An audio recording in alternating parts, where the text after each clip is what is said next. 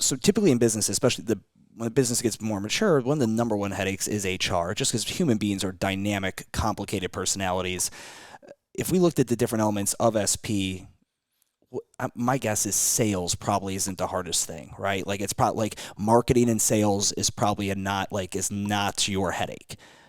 What's the headache now? Is it knowing what to do with this? Because there's not a lot of avatars for you guys to look at and be like, hey, that business did it, and let's kind of maybe follow that model.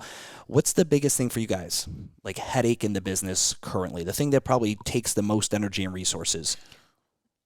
You want me to start that one? Yeah, there's a couple. Yeah. There's like internal stuff, and then there's stuff with the actual community and the members.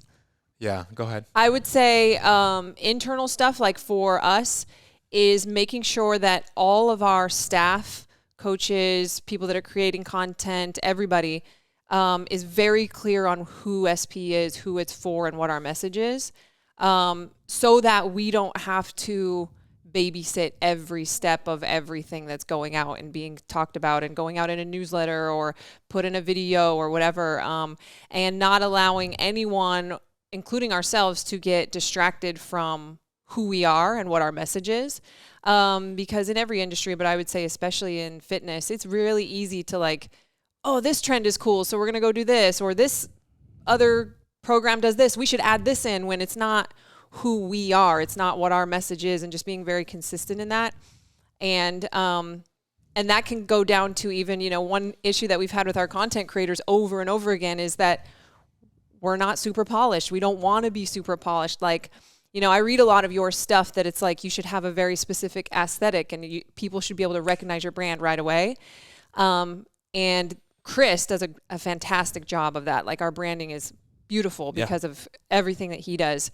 But I would say part of our aesthetic is selfie videos and videos that our members clearly shot on their phone and they're shitty and the music's shitty.